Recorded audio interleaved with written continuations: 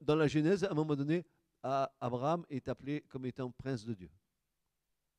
Ça m'avait étonné. J'ai dit, comment Abraham? Ouais, c'était l'ami de Dieu.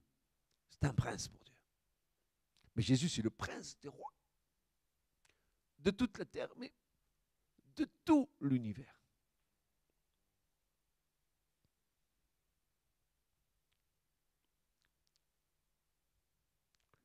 Exode 25, versets 3 à 5. La pourpre, c'est un rouge, et un rouge écarlate. Et dans la construction du tabernacle, en Exode 25 et verset 3 à 5, il est dit, c'est ici l'offrande élevée que vous prendrez d'eux, c'est-à-dire des Israélites, de l'or, de l'argent et de l'airain, du bleu et de la pourpre et de l'écarlate et du coton blanc et du poil de chèvre. Tiens, qu'est-ce qu'elle vient faire la chèvre là? Vous allez voir, c'est très intéressant pour plus tard. Des peaux de bélier teintes en rouge et des peaux de tesson. Et les peaux de tesson, c'est des peaux de dauphin. Hein. Je vous dis tout de suite, vous le saurez pour plus tard. Et du bois de sittim. Donc, il donne tous les éléments principaux pour la construction du tabernacle. Juge 8, 26. Il est dit ceci. Et le poids des anneaux d'or qu'ils avaient demandé furent de 700 cycles d'or, sans les petites lunes, et les pendants d'oreilles, et les vêtements de pourpre dont étaient couverts les rois de Madian. Donc, la pourpre, c'est le symbole de la royauté. La pourpre, c'est le symbole des rois. Et Jésus n'est-il pas le roi des rois et le seigneur de tous les seigneurs? Il y avait comme une préfiguration dans ce rideau de toute... Comment vous dire ça? Qu'est-ce que je vais employer comme mot? Les mots sont faibles. De tout ce que Jésus était dans son émanence, peut-être, mais en fait, j'ai pas un mot humain pour dire ce qui se passe en haut dans le ciel, mais il réunissait toutes ces choses en lui. Ça veut dire, il réunissait sa venue céleste, il réunissait que dans sa venue céleste, il allait obéir, et ça nous renvoie à l'Épître aux Hébreux qui nous dit ceci: tu n'as voulu ni offrande ni holocauste, et tu m'as formé un corps. Et j'ai dit, me voici, envoie-moi, ô Dieu, pour faire toute ta volonté. Pour faire quoi? Toute ta volonté. Père, s'il était possible d'éloigner de moi cette coupe, mais qu'il soit fait selon ta volonté. Non pas ma volonté, Père, mais la tienne. Est-ce qu'à un moment donné dans ta vie, tu es capable de dire à Dieu, Dieu, non pas ma volonté, mais la tienne? Et si Christ a dit ça, c'était pour une bonne raison. C'est que là, à Gethsemane, vous savez ce que ça veut dire Gethsemane? Gethsemane, en hébreu, ça veut dire pressoir à huile, pressoir à olive. C'était un endroit dans le mont des Oliviers où on pressait les olives. Et c'est là où Jésus a été pressé dans toute sa personne. Le poids de la coupe de l'iniquité était sur lui. Et des grumeaux de sang sortaient de son front. Il portait sur lui la coupe de l'iniquité de toute l'humanité, depuis Adam jusqu'à son retour. Tu t'imagines? Des grumeaux de sang sortaient de son front et tombaient à terre. Et ça, c'est ma position. Et j'enseigne ceci en disant que le sang qui est déjà tombé à terre ici à Gethsemane, c'était comme si Christ était en train de racheter ce morceau de terre là où il était en train de souffrir, parce que il devait revenir il doit revenir au même endroit. Il doit revenir au même endroit, sur le plan des Oliviers, sur le mont des Oliviers. Il doit revenir là. Il a racheté la terre pour revenir là.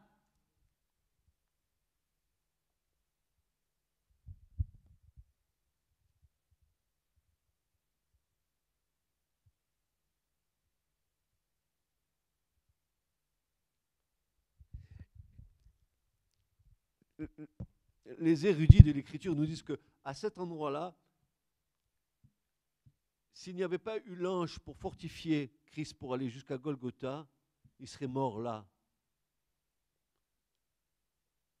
Mais l'ange l'a fortifié pour qu'il aille jusqu'à la croix.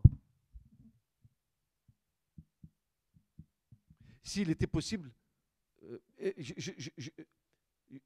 imaginez la pureté étant souillée par l'impureté. Christ a été fait péché pour nous, dit Paul. Il a pris mes péchés. Il a pris mes iniquités. Et le châtiment qui devait tomber sur moi est tombé sur lui. Il est notre substitut. Comme l'Israélite quand il rentrera avec l'animal. Hein. Le pauvre animal, lui, il était innocent. Hein. Il n'avait pas péché, l'animal. C'était l'Israélite qui avait péché. Mais c'est l'animal qui va mourir à la place de l'Israélite. Ainsi, Christ. Le pourpre, ou la pourpre, comme vous voulez. Pourquoi on dit le pourpre, en fait? C'est dans le langage français, parce que c'est la pourpre. C'est un féminin. Il y a eu un changement dans la langue. Il y a un changement de genre qui est passé du masculin au féminin ou vice-versa. Et quand il est monté vers Golgotha, Marc 15, verset 17, il nous est dit, ils le revêtirent de pourpre.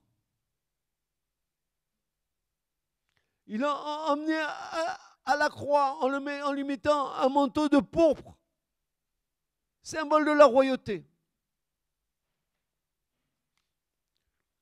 Et posèrent sur sa tête une couronne d'épines. Un roi avec le manteau symbolique de sa royauté et avec une couronne, au lieu d'être d'argent et de saphir et de rubis, une couronne d'épines qu'ils avaient tressée. Puis ils se mirent à le saluer. « Salut, roi des Juifs !» Quelle honte! Je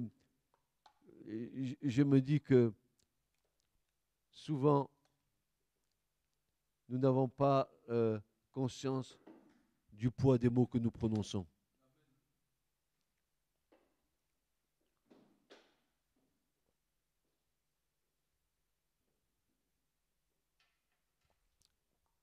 Et c'est Jacques qui va dire quelque part dans une de ses épîtres, dans son épître, qui va dire avec notre bouche,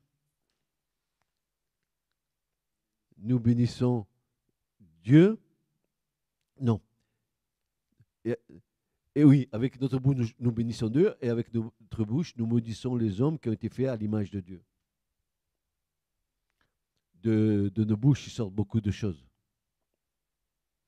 Est-ce que tu sais que tu peux créer la vie avec les paroles que tu donnes? Tu peux créer la vie en l'autre. Tu peux créer de l'espérance. Tu peux créer, tiens, je pense à Émilie, dans ton boulot. Avec les paroles que tu peux donner, tu peux créer dans l'autre de l'espérance. Tu peux lui donner à nouveau goût à la vie. Seulement avec des paroles. Mais des paroles qui sont à propos, des paroles lointes. Des paroles que Dieu va mettre sur ton cœur pour redresser l'autre.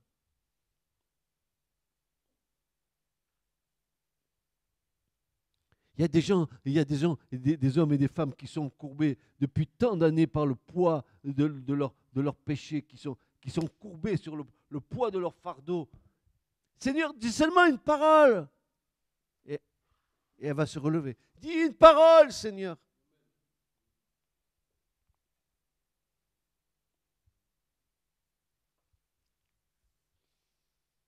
Ah, si nous savions, et si nous prenions conscience de la puissance des paroles que nous pouvons donner avec la présence du Saint-Esprit en nous, car c'est le Saint-Esprit qui rend la parole dynamique, puissante, le dynamisme de la parole, la puissance de la parole qui va percuter le cœur de l'autre. Et si nous étions remplis de l'Esprit, combien il serait facile de dire une parole à un malade et qu'il serait guéri?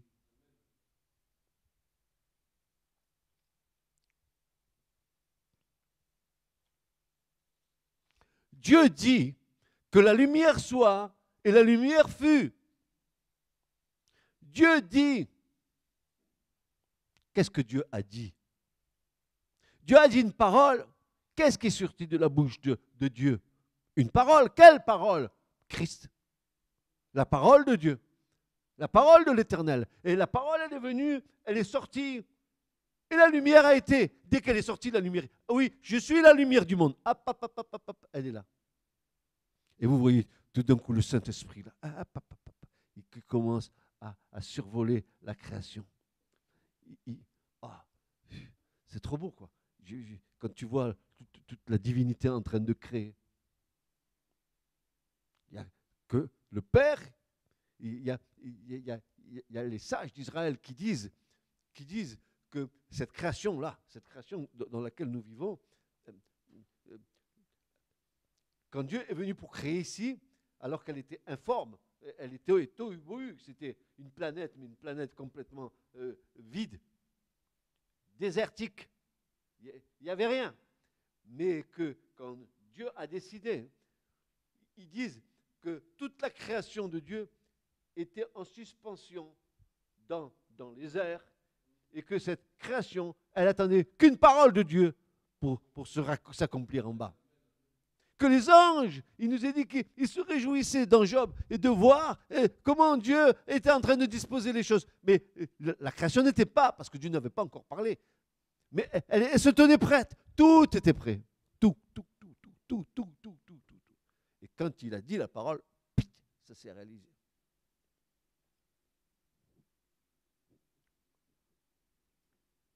Oh, pensée trop profonde pour moi. Trop profonde pour moi. Parce que quand je pense à ça, le magma, le truc, le machin, le truc, il te l'explique. Hein. Ah, les sages d'Israël, ils vont t'expliquer ça. Ils savent.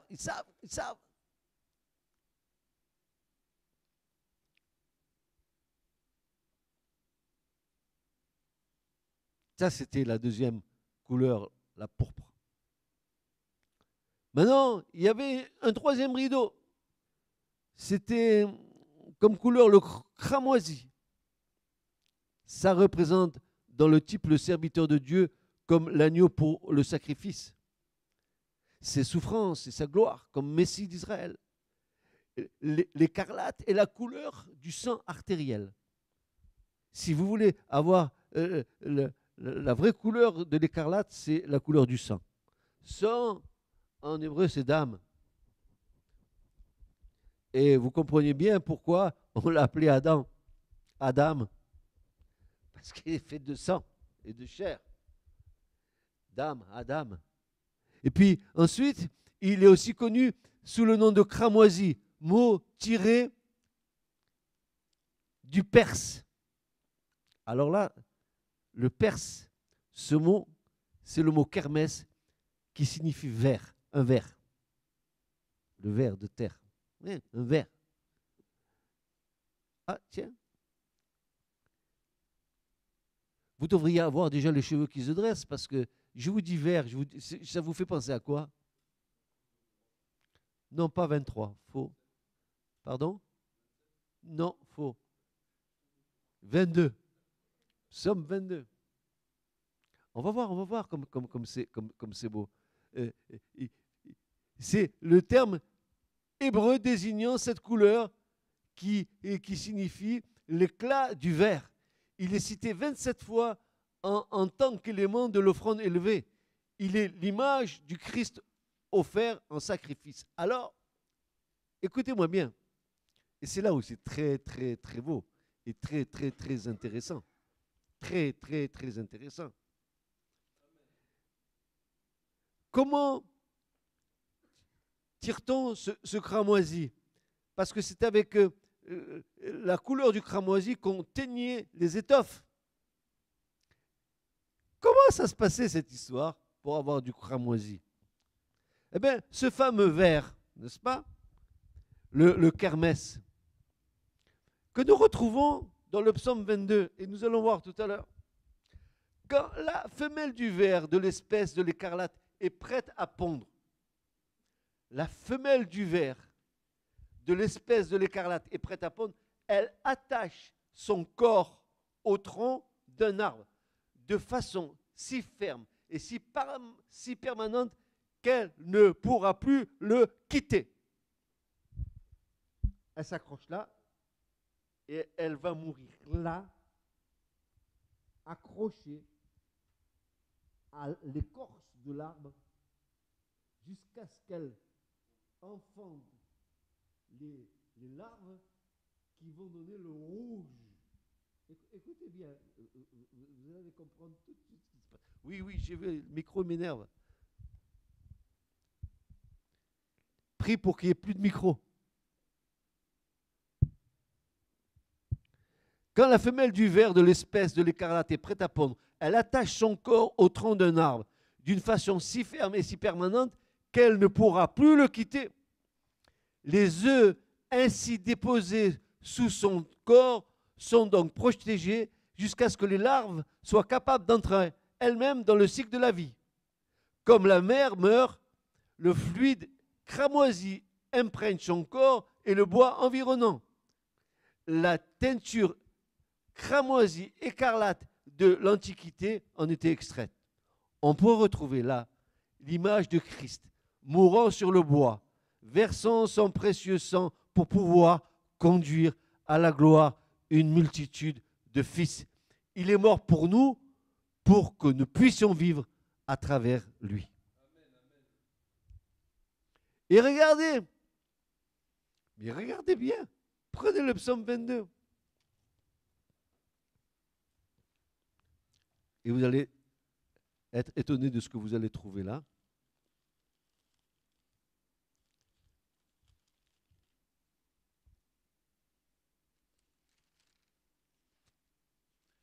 Psaume 22. Et ça vaut le coup de le lire. Hein. Si on pouvait faire l'exégèse de ce psaume 22, frères et sœurs, vous verriez toutes les richesses qu'il y a à l'intérieur de ce psaume. Mon Dieu, pourquoi m'as-tu abandonné, tenant loin de mon salut des paroles de mon rugissement? C'est exactement les paroles que Jésus a prononcées à la croix. Mon Dieu, Eloi, Eloi, lama azvaktani. Mon Dieu, pourquoi m'as-tu abandonné? Loin de mon salut, des paroles de mon rugissement. Mon Dieu, je crie de jour, mais tu ne me réponds point. Et de nuit, il n'y a point de repos pour moi. Et toi, tu es saint, toi qui habites au milieu des louanges d'Israël. Nos pères se sont confiés en toi. Ils se sont confiés et tu les as délivrés. Ils ont crié vers toi. Ils ont été sauvés. Ils se sont confiés en toi. Ils n'ont point été confus. Moi, je suis un ver et non point un homme, l'opprobre des hommes et le méprisé du peuple. Tous ceux qui me voient se moquent de moi. La croix. Ils ouvrent la bouche, ils hochent la tête, ils se confient à l'Éternel, qu'il le fasse échapper, qu'il le délivre, car il prend son plaisir en lui. Mais c'est toi qui m'as tiré du sein qui m'a porté. Tu m'as donné confiance sur les mamelles de ma mère. C'est à toi que je fus remis dès la matrice. Tu es mon Dieu, dès le ventre de ma mère.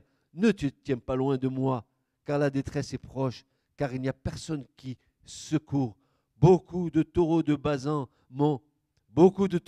m'ont environné, des puissants de Bazan m'ont entouré. Et frères et sœurs, ici, on est en train de voir le spectacle spirituel qu'il y avait autour de la croix. Les taureaux de Bazan, ce sont des principautés spirituelles mauvaises de démons. Regardez, beaucoup de taureaux m'ont environné, des puissants de Bazan. Ils ouvrent leur gueule contre moi comme un lion déchirant et rugissant. Je suis répandu comme de l'eau et tous mes os se déjoignent. Mon cœur est comme de la cire, il est fondu au-dedans de mes entrailles. Ma vigueur est desséchée comme un tête et ma langue est attachée à mon palais. Tu m'as mis dans la poussière de la mort. Car des chiens m'ont environné, une assemblée de méchants m'a entouré. Ils ont percé mes mains et mes pieds. Je compterai tous mes os, ils me contemplent, ils me regardent, ils partagent entre eux mes vêtements. Mais dis donc, mais c'est pas ce qui s'est passé à la croix. Oh là là, frères et sœurs, vous savez combien de siècles avant que le Christ ait accompli cette chose, et ça a été dit par le psalmiste? Au moins 700 ans avant. 700 ans avant que cette scène se passe réellement à Golgotha. Le psalmiste l'a déjà prophétisé. On aurait dit qu'il était déjà sur la scène, en train de regarder, observer la scène. Il nous disait même que Christ serait à la croix attaché comme un ver et qu'il était tellement attaché que le sang allait se répandre sur le bois et que là, il allait engendrer quoi? Mais c'est ce qui s'est passé. Le sang a coulé et un peuple nouveau s'est levé. Et une semence nouvelle est arrivée. Ésaïe 53, allez lire, vous allez voir.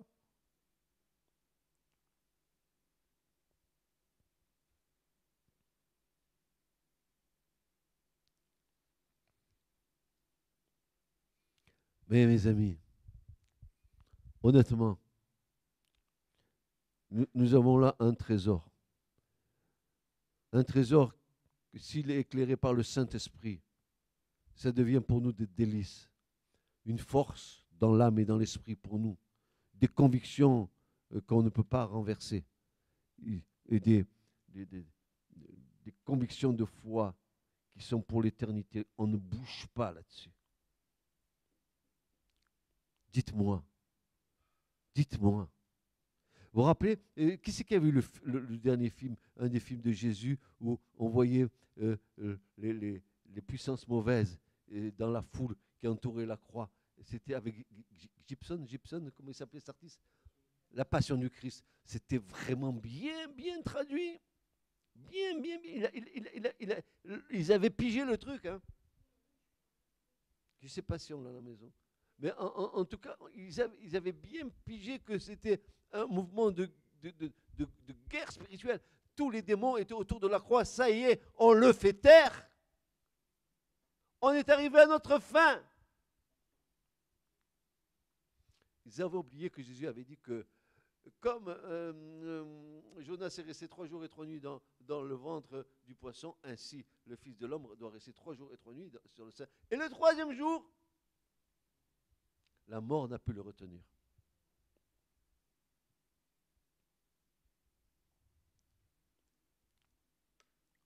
Ils ont compté tous mes os. C'est tout ce qui s'est passé. Ils partagent entre eux mes vêtements. Mais c'est ce qui s'est passé à la croix.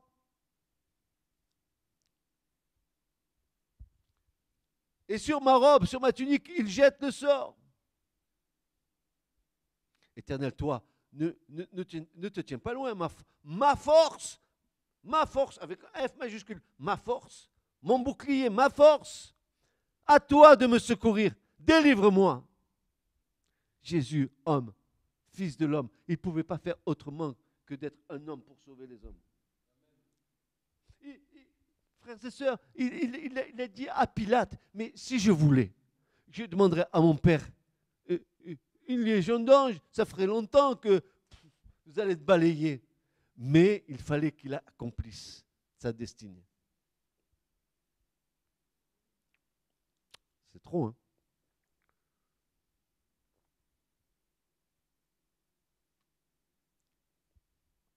Par sa mort, attachée à la croix, il a fait naître une descendance, une postérité, une multitude d'hommes et de femmes qui vont être amenés à la gloire.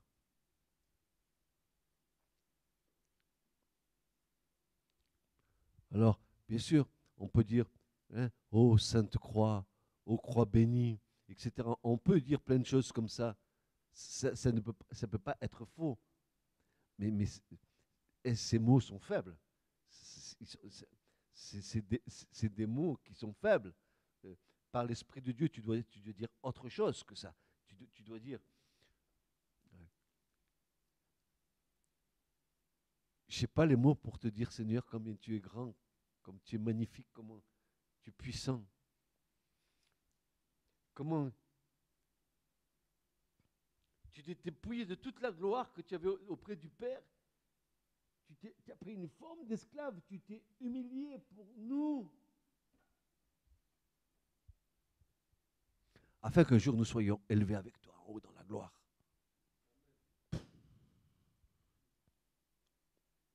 Mais la religion, elle ne t'apprend pas ça, la religion. La religion, elle va te faire des signes de croix, des trucs, des machins, des choses, des salamalek, elle va te faire des gambades, elle va te faire des tours d'église si tu veux, mais jamais elle te donnera dans ton cœur cette certitude, cet amour pour Christ, parce qu'il faut que nous connaissions par l'Esprit de Dieu jusqu'où l'amour de Dieu a été pour nous.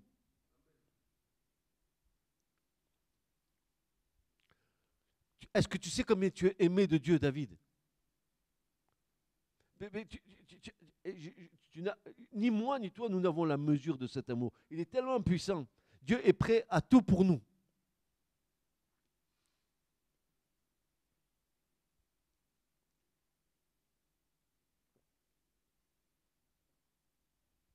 Parce qu'il veut amener à la gloire une multitude de frères, de fils.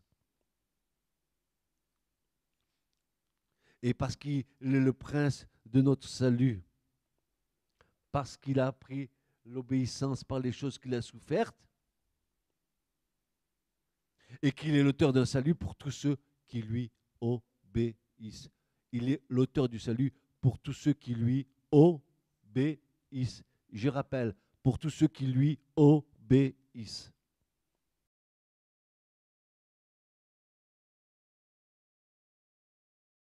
Si vous avez le temps, lisez le psaume 22 en entier. Lisez-le dans plusieurs versions et vous allez voir tout ce qu'il y a dedans.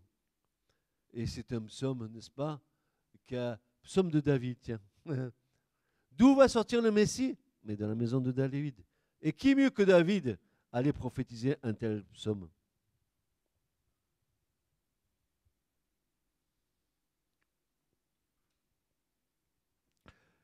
Le psaume 22 décrit le Christ tel un ver. Et il nous en donne l'image.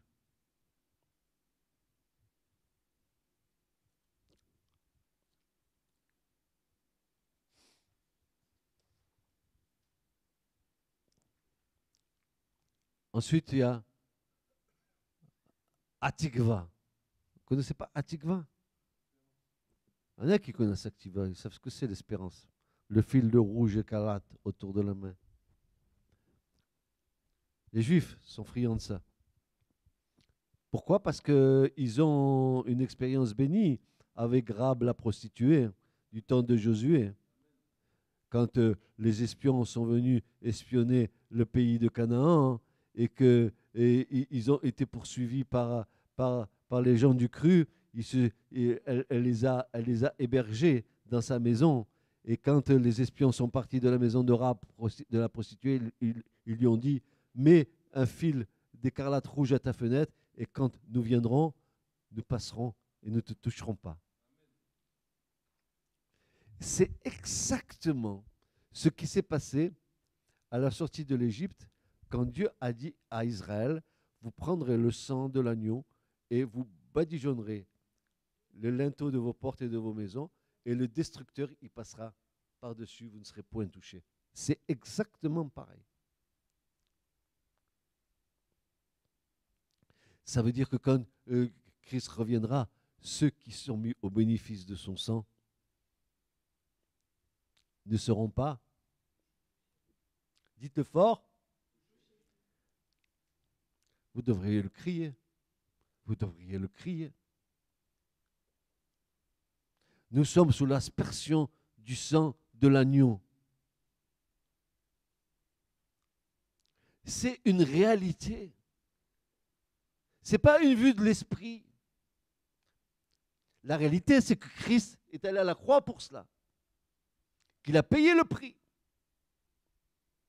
Ce n'est pas une vague notion intellectuelle de bon Dieu. Pas du tout. Payer le prix. Pour que toi, ce soir, tu sois dans la paix et dans l'espérance. Parce que Activa, ou le fil d'écarlate rouge, c'est l'espérance. J'ai l'espérance. Je suis sous la couverture du sang de l'agneau. J'ai l'espérance.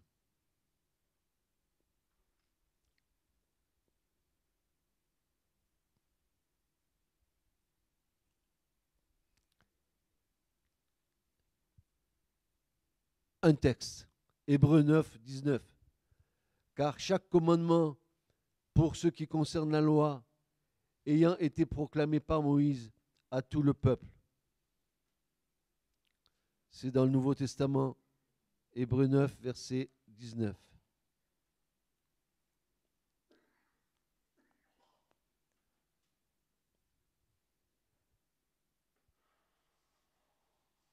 Regardez la puissance du sang de Jésus.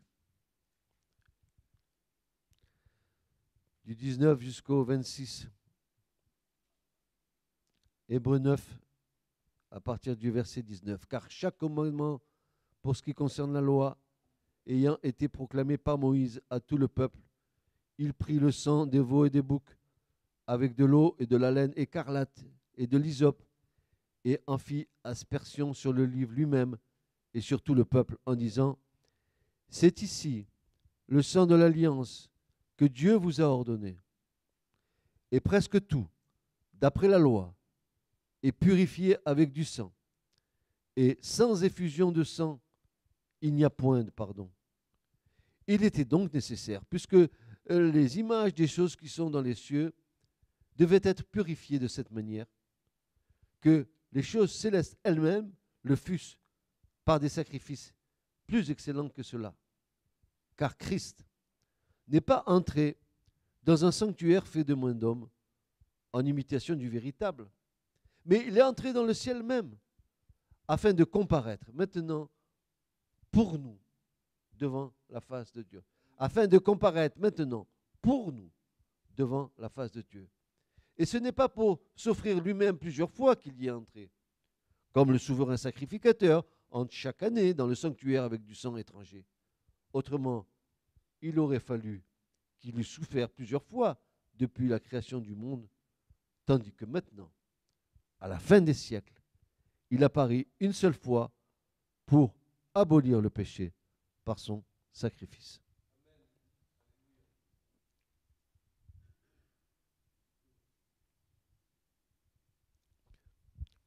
Autre aspect de l'œuvre de la croix, autre aspect que nous avons tendance un peu à oublier. Nous sommes tellement focalisés par la terre que nous oublions que l'œuvre de croix de Christ, c'est une œuvre parfaite. Le sang n'a pas simplement coulé que pour la terre, ça a coulé aussi pour les cieux. Et il est dit ici que Christ, par l'aspersion de son sang, c'est Paul qui dit ça dans les Colossiens, au chapitre 1, il dira ceci, il a fait la paix par le sang de sa croix avec ce qui est sur la terre et ce qui est dans les cieux. Donc, la valeur de la croix qui a été accomplie à Golgotha, elle a une portée universelle. L'œuvre de Christ est cosmique pour l'univers entier. Nous ne savons pas ce qui s'est passé dans cet univers, mais nous savons que l'œuvre, et alors ce qui est incroyable, c'est que cette œuvre de rédemption a été accomplie sur la terre, ici. Et que l'univers entier est mis au bénéfice de l'œuvre de la croix qui a été accomplie à Golgotha par Christ. L'univers entier, les myriades de planètes, de mondes, de trous noirs, de trous blancs, tout ce que vous voudrez, tout ça a été mis au bénéfice du sang de l'agneau.